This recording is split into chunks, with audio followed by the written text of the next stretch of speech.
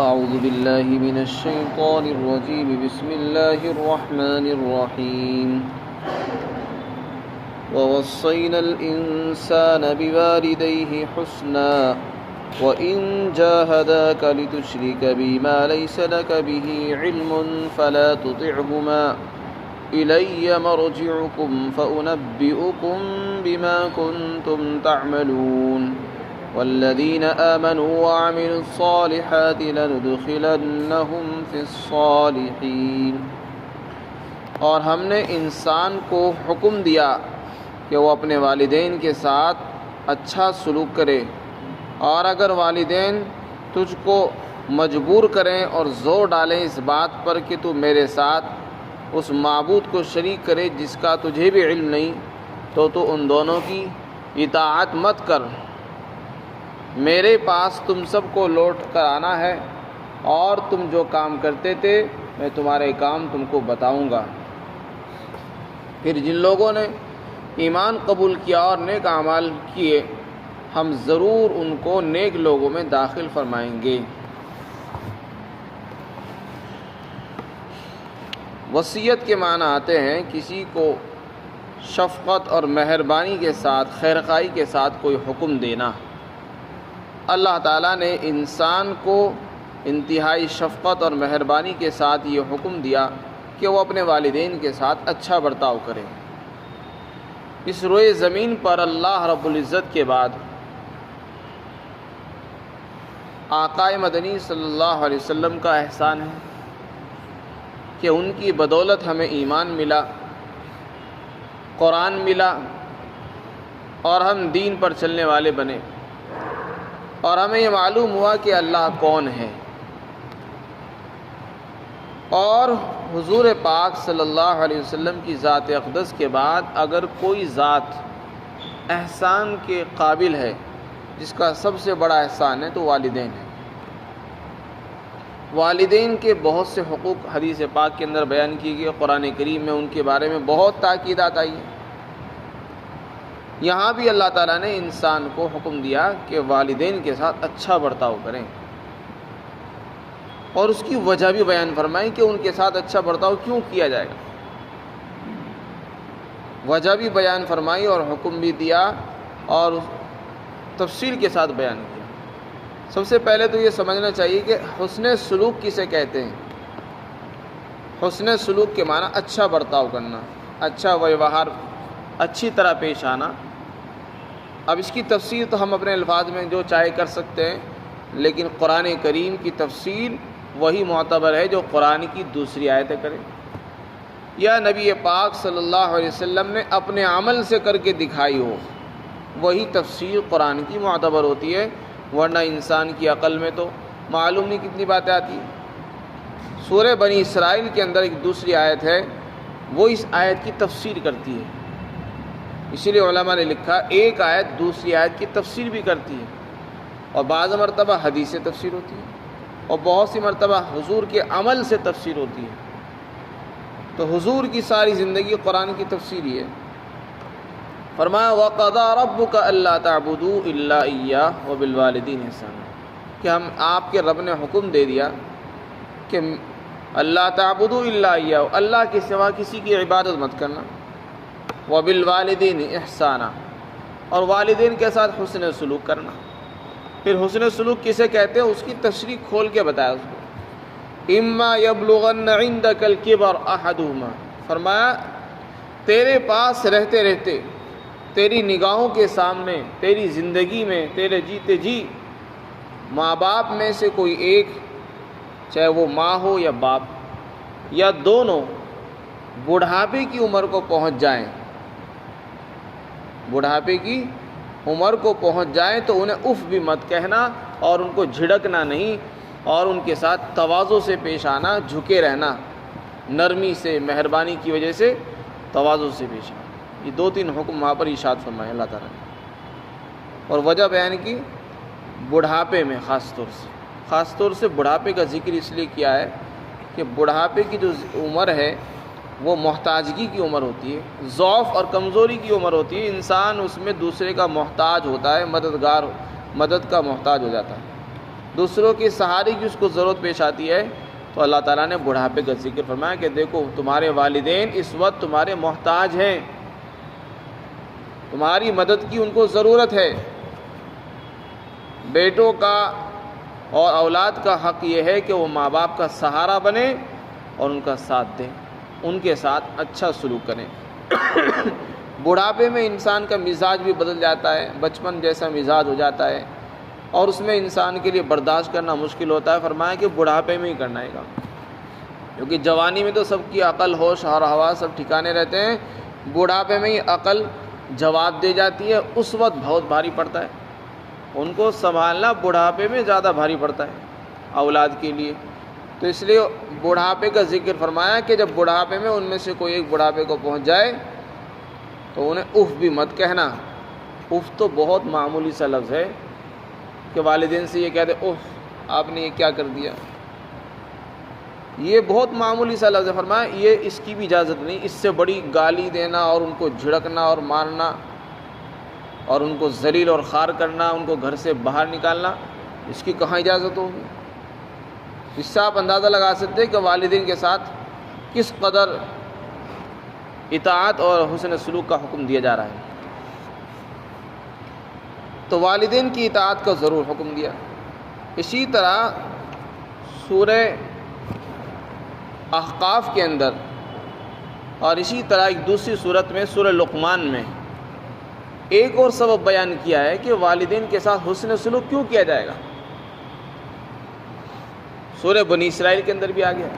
سورہ بنی اسرائیل میں فرمایا وَلَا تَقُلْ لَهُمَا اُفٍّ وَلَا تَنْهَرْهُمَا وَقُلْ لَهُمَا قَوْلًا كَرِيمًا، ان سے بہت ادب سے پیش آنا۔ وَاخْفِضْ لَهُمَا جَنَاحَ الذُّلِّ مِنَ الرَّحْمَةِ وَقُلْ لَهُمَا قَوْلًا وَاخْفِضْ لَهُمَا جَنَاحَ الذُّلِّ مِنَ الرَّحْمَةِ، اور ان کے سامنے جھکے رہنا۔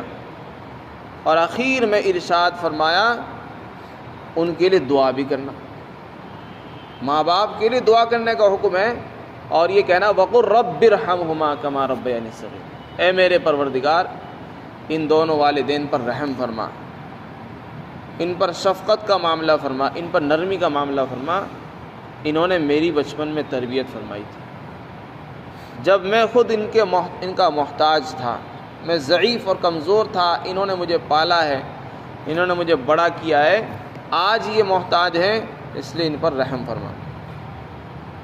تو اس میں سبق سکھایا جا رہا ہے اولاد کو کہ دیکھو وہ تمہاری شفقتوں کے محتاج ہیں۔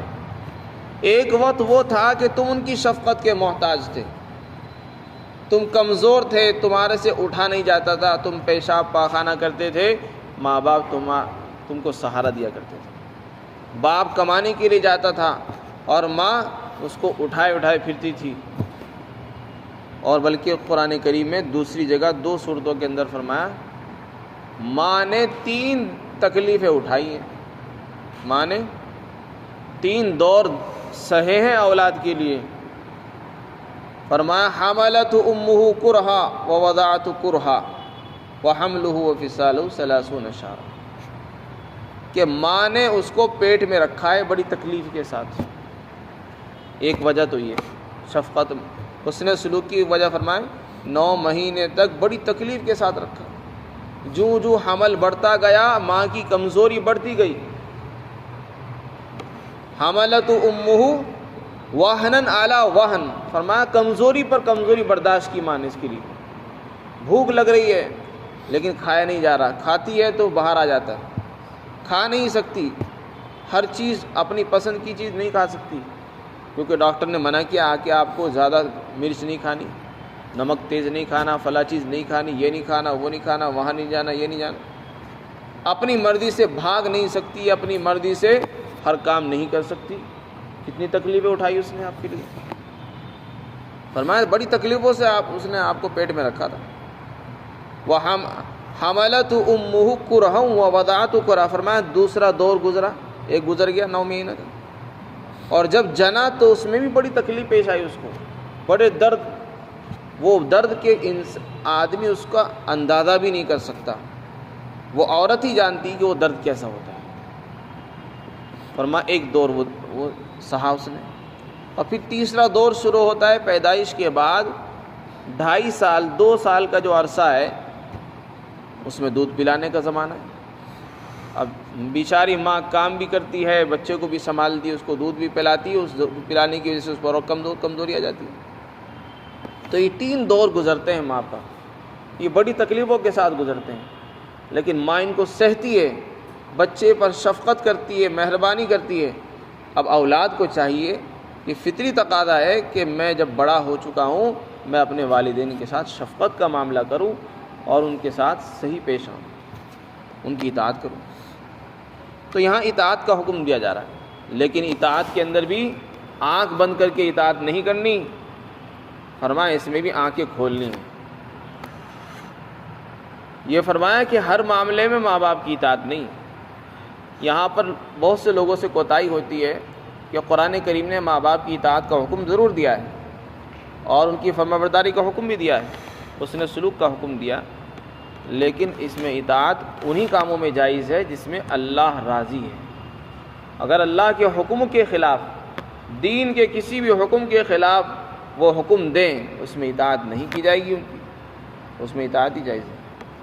فرمایا اگر دونوں یا ان میں سے کوئی ایک تمہیں شرک کرنے کا حکم دے، یہ کہے کہ تم مشرک بن جاؤ، کفر اختیار کرو، اپنا دین اور اسلام چھوڑ دو، تو دین اسلام چھوڑنے کی اجازت نہیں دی جائے گی، اس میں ان کی اطاعت جائز نہیں۔ دین اسلام کیا؟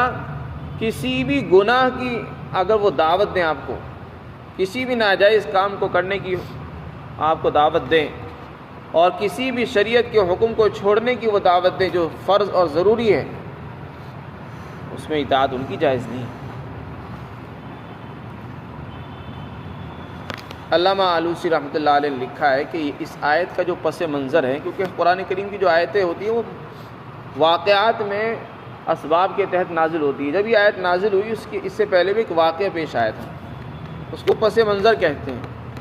حضرت سعد بن ابی وقاص رضی اللہ عنہ بڑے صحابی ہیں، ان 10 صحابہ میں ان کا شمار ہے جن کو اس دنیا کے اندر ہی آقا مدنی صلی اللہ علیہ وسلم نے جنت کی بشارت دی تھی، اور فرمایا تھا کہ یہ 10 صحابہ جنتی ہیں، ان کے نام لے کر بتائے تھے کہ یہ 10 کے 10 جنتی ہیں۔ کس قدر خوش نصیب ہیں، دنیا میں ان کو بتا دیا گیا کہ یہ جنتی ہیں۔ حضرت سعد بن ابی وقاص کی والدہ کافر تھی، حضرت سعد بن ابی وقاص کی والدہ کافرہ تھی، وہ اسلام نہیں لائی تھی۔ جب وہ اسلام لائے تو ان کی والدہ نے کہا، اے سعد مجھے معلوم ہوا ہے کہ تو نے اپنا دین چھوڑ کر دوسرا دین اختیار کر لیا۔ فرمایا کہ ہاں، کہ میں نے ایسا کیا ہے۔ کہنے لگی میں اللہ کی قسم کھا کر کہتی ہوں، نہ میں کسی گھر میں داخل ہوں گی، نہ کھاؤں گی، نہ پیوں گی، جب تک کہ تو محمد کے اتباع کا انکار نہ کر دے۔ میں نے بھی قسم کھا لی، میدان میں پڑی رہوں گی، باہر آسمان کے نیچے پڑی رہوں گی، گھر میں داخل نہیں ہو سکتی۔ اب حضرت سعد بن ابی وقاص پریشان۔ بہرحال ماں تو ماں ہوتی ہے، وہ کھا بھی نہیں رہی، پی بھی نہیں، روایت میں آتا ہے 3 دن گزر گئے، اسی طرح 3 راتیں گزر گئی، نہ کھاتی ہے، نہ پیتی ہے، نہ گھر میں جاتی ہے، باہر پڑی میدان میں۔ آقا مدنی صلی اللہ علیہ وسلم کے پاس آئے اور پورا واقعہ سنا کہ ایسا ایسا معاملہ ماجرا ہے، تو کیا کریں؟ اس پر یہ آیت شریف بنا دی اور اس میں حکم دیا کہ تمہارے والدین اگر تمہیں شرک کا حکم دیں، مجبور کریں، اس میں اطاعت نہیں کر سکتے۔ چھوٹے چھوٹے معاملات میں کی جا سکتی ہے، فرمایا اس میں اطاعت جائز نہیں۔ چنانچہ وہ اپنی والدہ کے پاس آئے، کہنے لگے اماں جان، بڑی شفقت کے ساتھ کہا، اگر تمہارے اندر 100 جانیں بھی ہوتی اور ایک ایک کر کے تمہاری روحیں میرے سامنے نکلتی، تب بھی میں تمہارا خیال کر کے اپنا دین نہ چھوڑتا۔ اب میں نے جو فیصلہ کر لیا وہ کر لیا ہے، میں اپنا دین نہیں چھوڑ سکتا ہوں، چاہے تم کھاؤ یا نہ کھاؤ یا مر جاؤ، وہ تمہیں اختیار ہے۔ نہ میں اپنا دین چھوڑ سکتا ہوں، نہ میں تمہارا کہنا مان سکتا ہوں۔ تو اگر 100 جانیں بھی ہوتی اور اسی حال میں نکل جاتی، میں تب بھی نہ چھوڑ دوں۔ چنانچہ جب ان کی والدہ نے ان کی اس پختگی کو دیکھا، دین پر مضبوطی کو دیکھا، تو مایوس ہو گئی، پھر کھانا پینا انہوں نے شروع کر دیا۔ اسی طرح کا واقعہ حضرت ابوبکر صدیق رضی اللہ عنہ کی بیوی کا بھی ہے۔ تو سورہ لقمان کے اندر ایک لفظ اور بڑھا دیا وہاں پر، وصاحبہما فی الدنیا معروفا، ان کے ساتھ اچھی طرح پیش آنا دنیا میں۔ یعنی اس میں یہ بتا دیا کہ اگر والدین مشرک ہوں، بعض مرتبہ ایسا ہوتا ہے بیٹا مسلمان ہو گیا، ماں باپ ابھی مسلمان نہیں ہوئے، تو فرمایا کوئی بات نہیں، مسلمان نہیں ہوئے، ان کی اطاعت فرما برداری اسی طرح ضروری ہوگی جیسے مسلمان والدین کی ہوگی، لیکن ایسے کاموں میں ہوگی جن میں شریعت کے خلاف کوئی حکم نہ پڑتا ہو۔ مثلا ان کے ساتھ اچھا برتاؤ کریں، ان کو کھانا بھی کھلائیں، ان کو مدد بھی کریں، ان کا ساتھ دیں، اور ان سے اونچی آواز میں بات نہ کریں، ان کو نہ جھڑکیں، چاہے وہ مشرک کیوں نہ ہو، تب بھی ان کے ساتھ حسن سلوک کا حکم ہے۔ حضرت ابوبکر صدیق رضی اللہ عنہ کی ایک بیوی تھی، حضرت اسماء بنت ابی بکر، حضرت عائشہ کی بہن، وہ مسلمان ہو گئی تھی۔ حضرت اسماء مسلمان ہو کر مدینہ تشریف لے آئی، مدینہ آ کر رہنے لگی۔ ان کی جو والدہ تھی وہ ابھی اسلام نہیں لائی تھی اور وہ مکہ میں تھی۔ وہ ایک مرتبہ مدینہ منورہ آئی تو حضرت اسماء حضور کے پاس مسئلہ پوچھنے کے لیے آئی اور آ کر عرض کیا کہ یا رسول اللہ، میری والدہ آئی ہیں اور وہ مدد چاہتی ہیں، انہیں کوئی ضرورت ہے، مدد ہے، اس وقت وہ کمزور ہیں، وہ مالی مدد چاہتی ہیں، تو میں کیا کروں؟ آپ نے فرمایا کہ نہیں، ان کی مدد ضرور کرو، ان کے ساتھ حسن سلوک کے ساتھ پیش آؤ۔ تو قرآن کریم میں اور اسی طرح حضرت اسماء کے واقعے سے معلوم ہے چاہے ماں باپ اسلام نہ لائیں تب بھی ان کے ساتھ حسن سلوک کے ساتھ پیش آنا لازم اور ضروری ہے۔ فرمایا وَفَلَا تُطِعْهُمَا، ان کی اطاعت مت کرو۔ اسی طرح حدیث پاک کے اندر آتا ہے لا طاعۃ لمخلوق فی معصیۃ الخالق، اللہ کی ناراضگی میں کسی مخلوق کی اطاعت جائز نہیں ہے، چاہے وہ ماں باپ ہوں یا بھائی بہن ہو، اگر وہ شریعت کے خلاف کسی حکم کا حکم دے تو اس میں ان کی اطاعت کرنا جائز نہیں ہے۔